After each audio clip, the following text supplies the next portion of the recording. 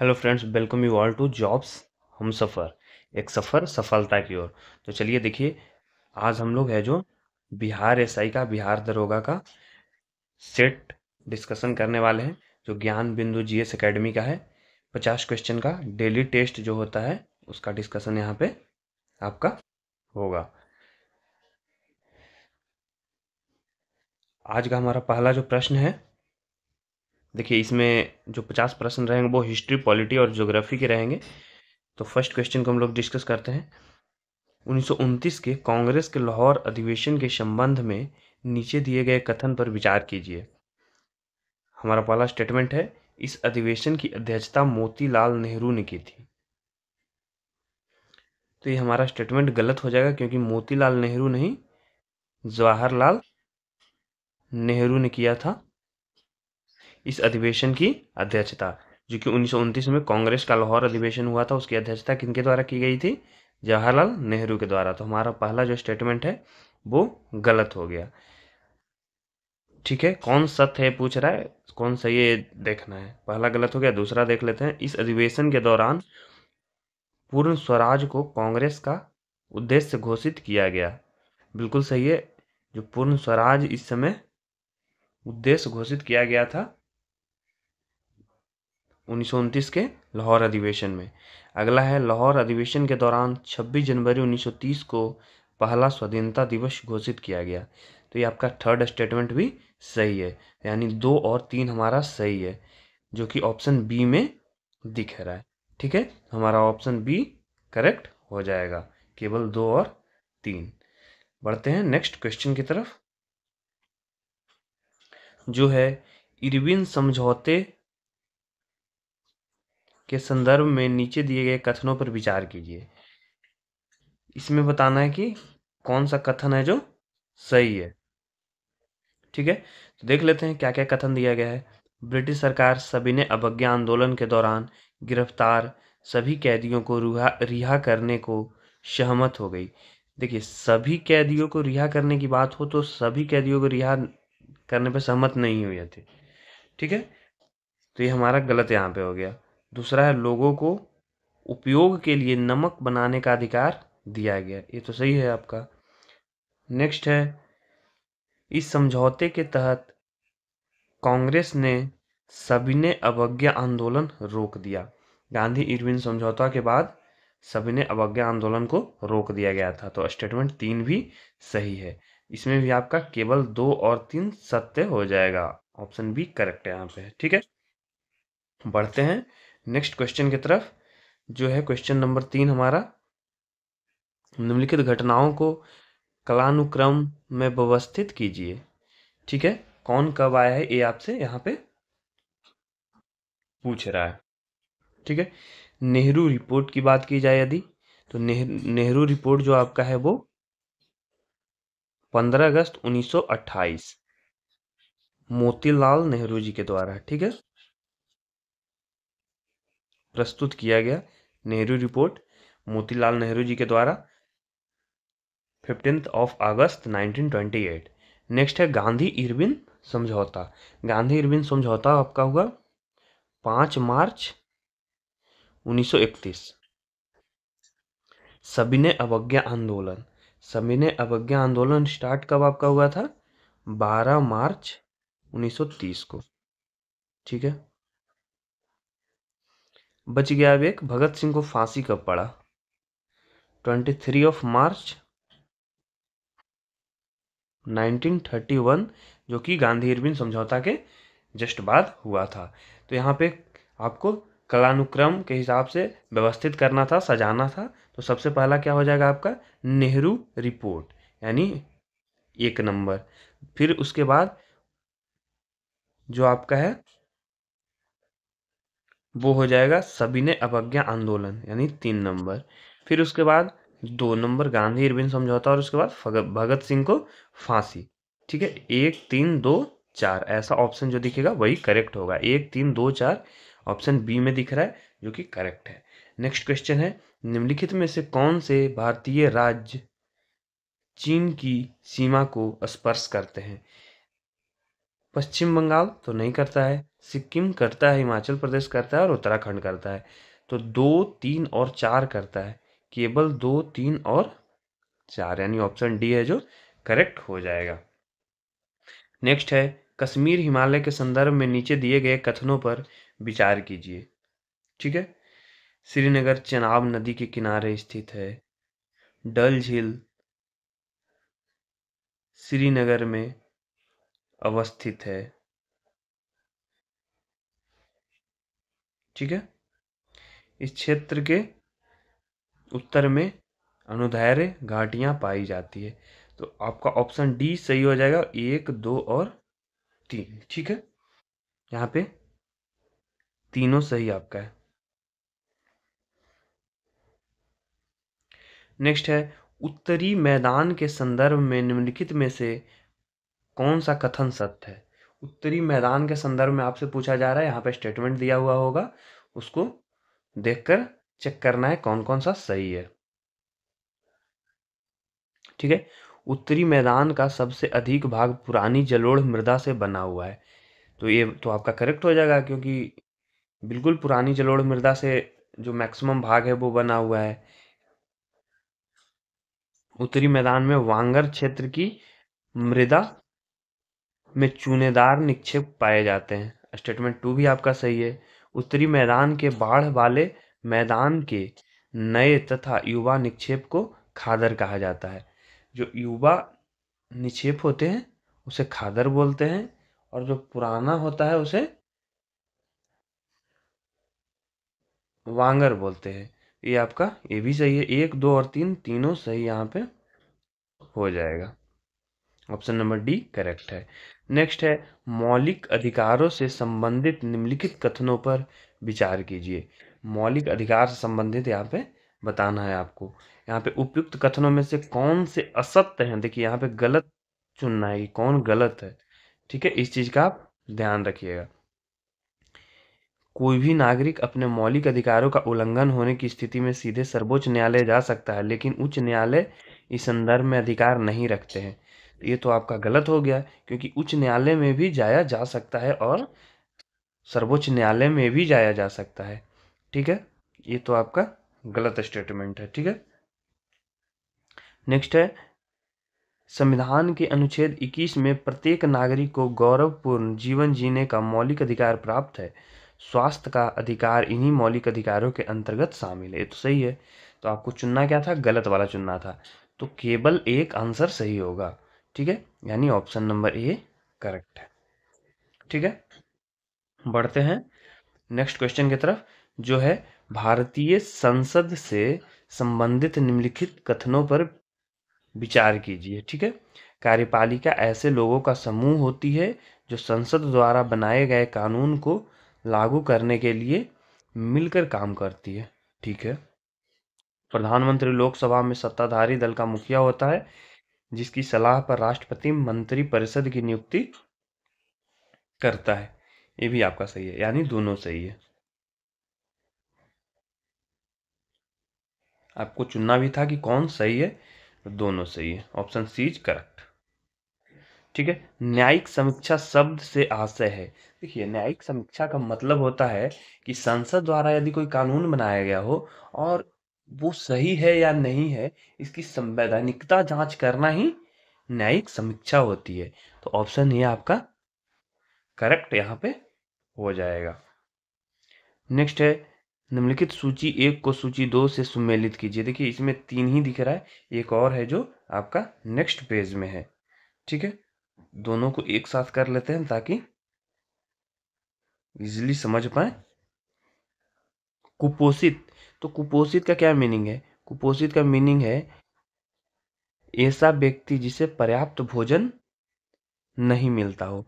तो ए का हम लोग का हो गया 2 नंबर। ठीक है, बी का चेक करते हैं। विस्थापित, विस्थापित का क्या मीनिंग हो जाएगा आपका?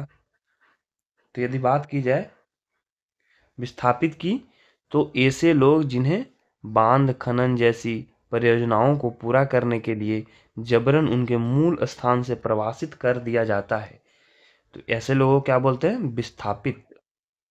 यानी ऑप्शन ये जो बी का है वो 1 नंबर सही हुआ। ठीक है, अब सी और डी का चेक कर लेते हैं।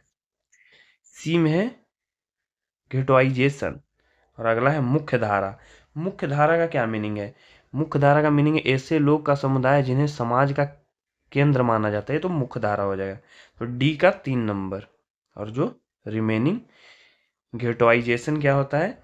एक ऐसी बस्ती जिसमें मुख्य रूप से एक ही समुदाय के लोग रहते हैं। ठीक है, 2 1 4 3, 2 1 4 3 हमारा ऑप्शन नंबर बी है, जो कि करेक्ट हो जाएगा। नेक्स्ट क्वेश्चन की ओर बढ़ते हैं हम लोग, जो है जैन संप्रदाय में प्रथम विभाजन के समय श्वेतांबर संप्रदाय के संस्थापक थे। देखिए, बात श्वेतांबर की जाए तो स्थूलभद्र, और दिगंबर की बात की जाए तो भद्रबाहु। ठीक है, श्वेतांबर, स्थूलभद्र और दिगंबर भद्रबाहु। नेक्स्ट है, प्रथम शताब्दी ईस्वी में किस भारतीय बौद्ध भिक्षुक को चीन भेजा गया था? चीन आपको वसुमित्र को भेजा गया था आपका। चीन प्रथम शताब्दी में भारतीय बौद्ध भिक्षुक वसुमित्र को प्रथम शताब्दी ईस्वी में चीन भेजा गया था।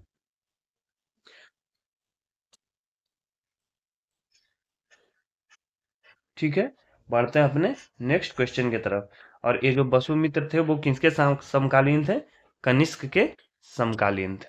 ठीक है, कुछ एक्स्ट्रा पॉइंट भी ध्यान में रख सकते हो, कनिष्क के समकालीन थे। नेक्स्ट है मालवा क्षेत्र।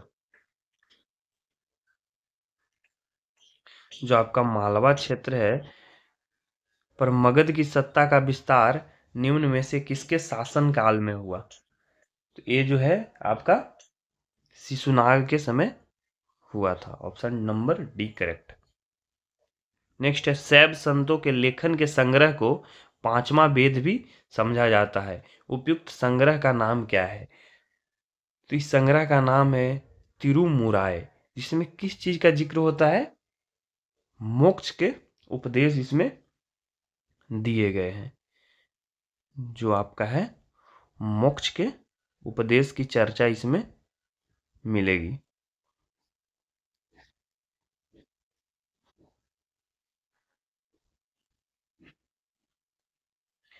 नेक्स्ट क्वेश्चन है निम्नलिखित नामों को कालानुक्रम में व्यवस्थित करें। ठीक है, और नीचे जो कूट दिया गया है उसमें आपको करेक्ट चुनना है। तो इसमें कौन कौन सा हो जाएगा? सबसे पहले हो जाएगा महमूद गजनबी। ठीक है, उसके बाद हो जाएगा आपका मोहम्मद गोरी। फिर हो जाएगा 3 नंबर पे आपका चला जाएगा चंगेज खां। और 4 नंबर पे जाएगा आपका तैमूर। तो यानी कि 2, ठीक है, उसके बाद 3, 1, फिर 4। ऐसा हम लोग को ऑप्शन नंबर बी में दिख रहा है। ऑप्शन नंबर बी करेक्ट है। अगला है मोहम्मद बिन तुगलक ने एक नया स्वर्ण सिक्का जारी किया जो इब्न बतूता द्वारा दिनार कहलाया गया। ये तो आपका कथन सही है। ठीक है, और दूसरा है जो कारण है वो मोहम्मद बिन तुगलक पश्चिम एशियाई तथा उत्तरी अफ्रीकी देशों के साथ व्यापार में अभिवृद्धि के लिए स्वर्ण सिक्के की टोकन मुद्रा जारी करना चाहता था। रीजन आपका यहाँ पे गलत हो गया। तो ऑप्शन नंबर सी ऐसा दिख रहा है, ए सही है परंतु आर गलत है। नेक्स्ट है निम्न में से किसे राजा राम मोहन राय के धार्मिक सामाजिक विचारों के विरोध में प्रारंभ किया गया था? कोई पत्रिका था, तो उस पत्रिका का क्या नाम है आपका? समाचार चंद्रिका। यदि बात की जाए समाचार चंद्रिका की तो ये 1822 में रिलीज किया गया था। किनके द्वारा? भवानी चरण बंदोपाध्याय। भवानी चरण बंदोपाध्याय के द्वारा ये पत्रिका 1822 में निकाला गया था,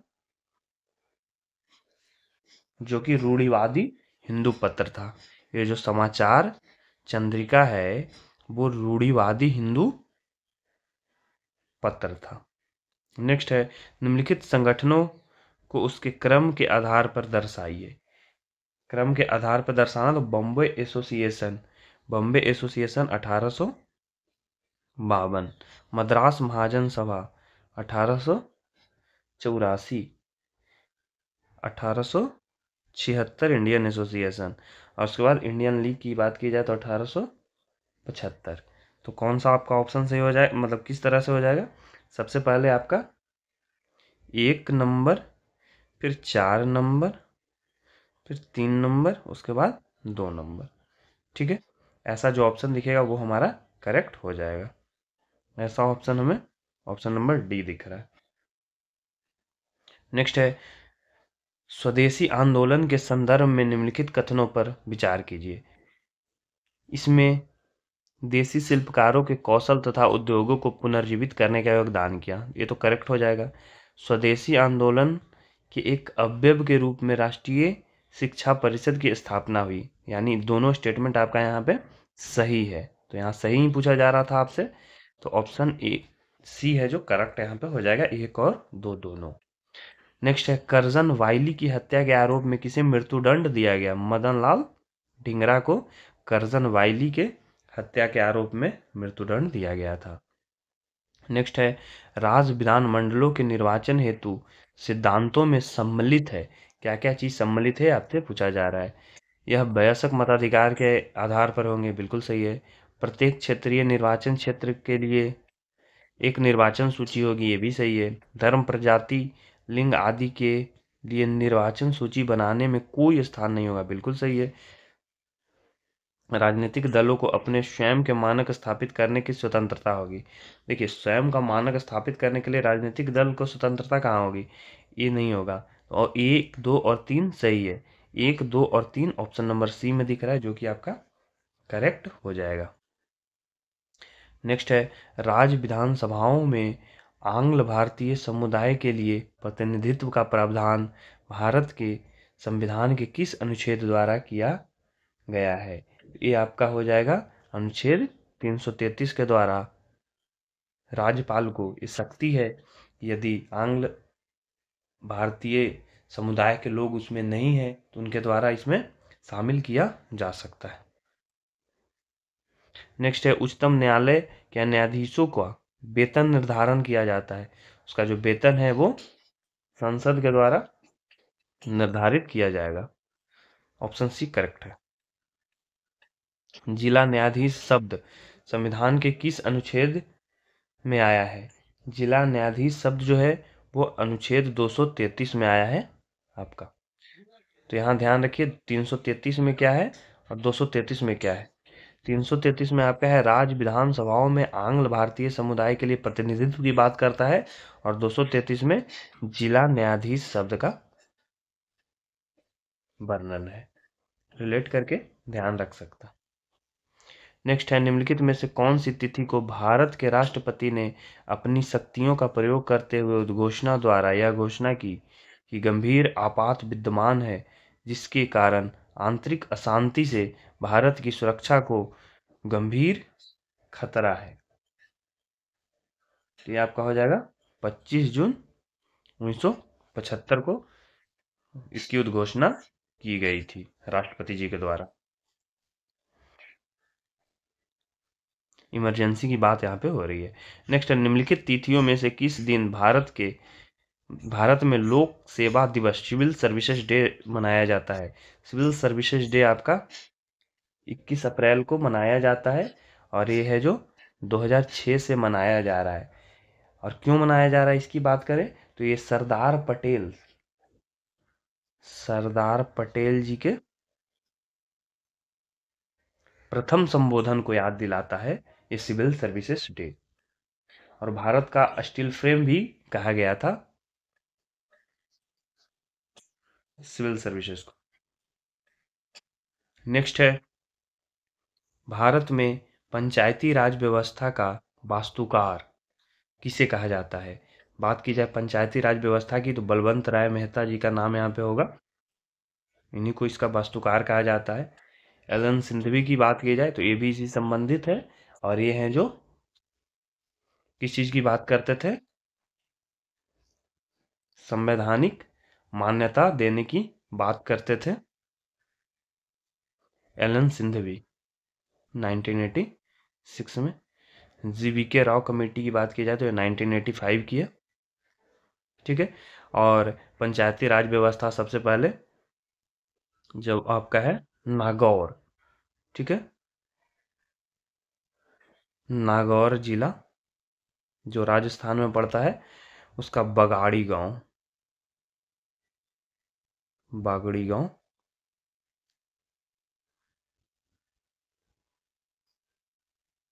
में सबसे पहले आपका पंचायती राज व्यवस्था शुरू किया गया था 1959 में। ये सभी चीजें थोड़े ध्यान में रखने की है, ठीक है। नेक्स्ट है, नीचे तथ्य दिए गए हैं उसको ध्यान दीजिए उन पे। भारत के प्रथम मुख्य निर्वाचन आयुक्त सुकुमार सेन थे, बिल्कुल सही है। भारत की पहली महिला मुख्य निर्वाचन आयुक्त रमा देवी थी, तो दोनों आपका यहाँ पे करेक्ट हो जाएगा।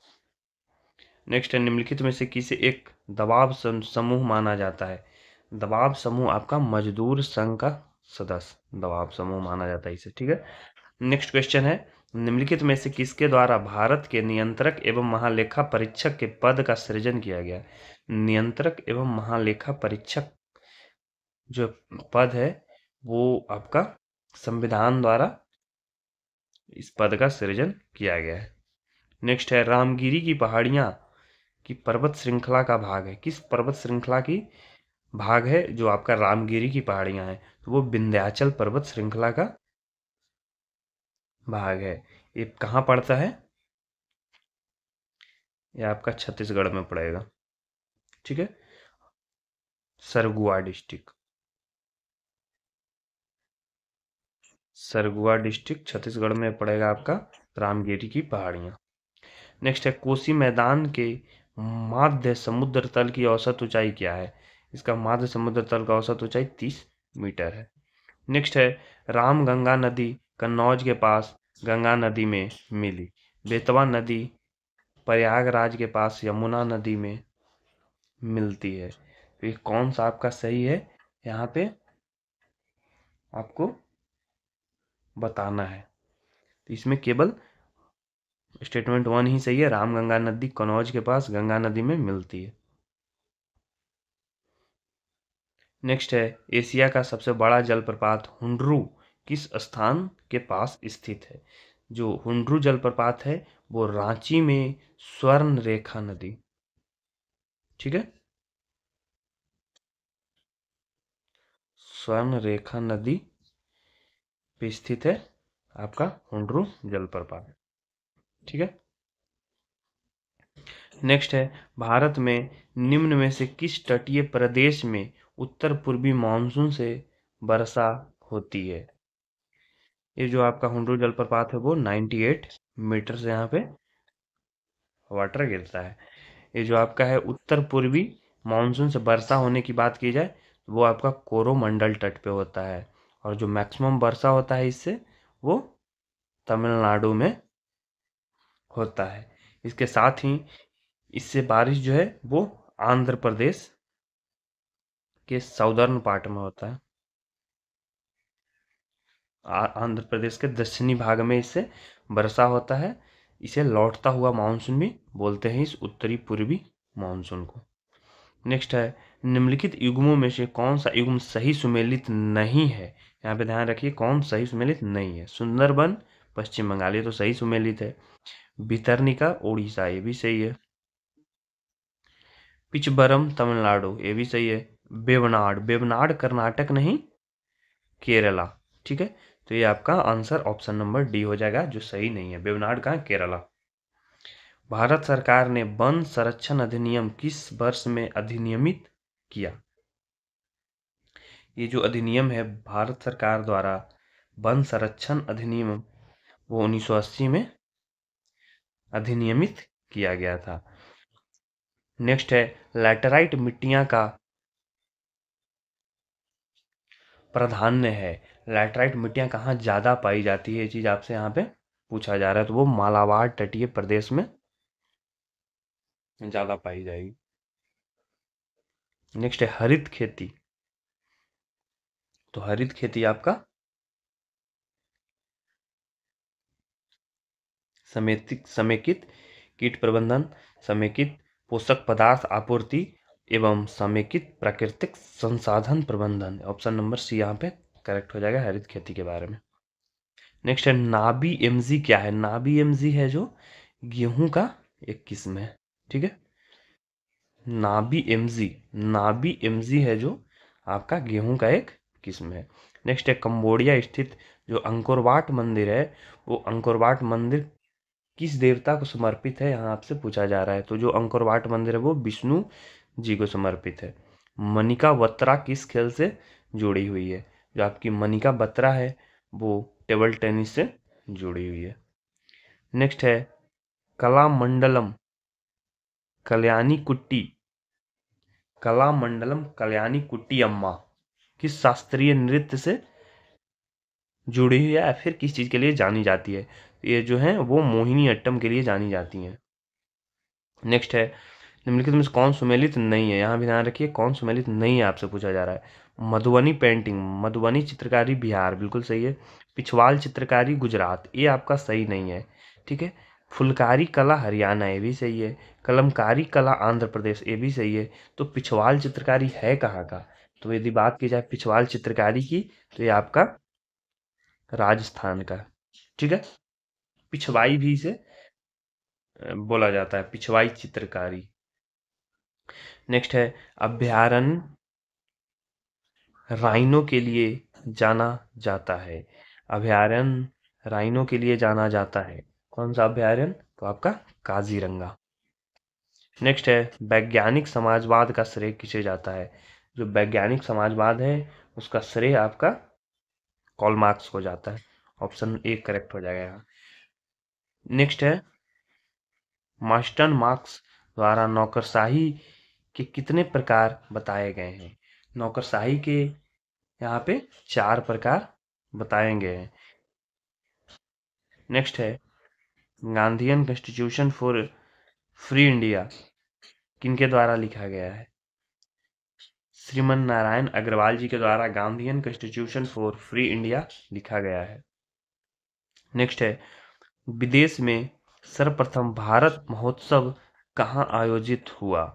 जो भारत महोत्सव है वो विदेश में सर्वप्रथम 1982 ईस्वी में ब्रिटेन में आपका आयोजित किया गया था। नेक्स्ट है और ये हमारा आखिरी सवाल है, प्रायः चर्चा में रहने वाला बर्बर भाषी समुदाय रहता है, ये कहाँ रहता है? अल्जीरिया में आपका बर्बर भाषी समुदाय रहता है जिसकी प्राय चर्चा होते रहती है। ये थे हमारे 50 क्वेश्चन।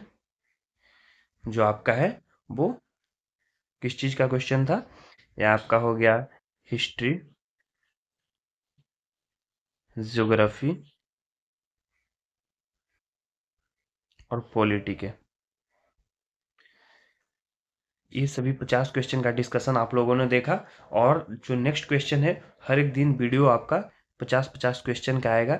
जैसे जैसे टेस्ट होते जाता है ज्ञान बिंदु जीएस एकेडमी का, वैसे ही आपका टेस्ट अपलोड साथ साथ होते जाएगा 50-50 क्वेश्चन का। तो चलिए मिलते हैं नए वीडियो में और इसका एक प्लेलिस्ट बना दिया जाएगा, वहां से आप हर एक टेस्ट का वीडियो आप वहां से डिस्कशन देख सकते हैं। मिलते हैं नेक्स्ट वीडियो में। जय हिंद।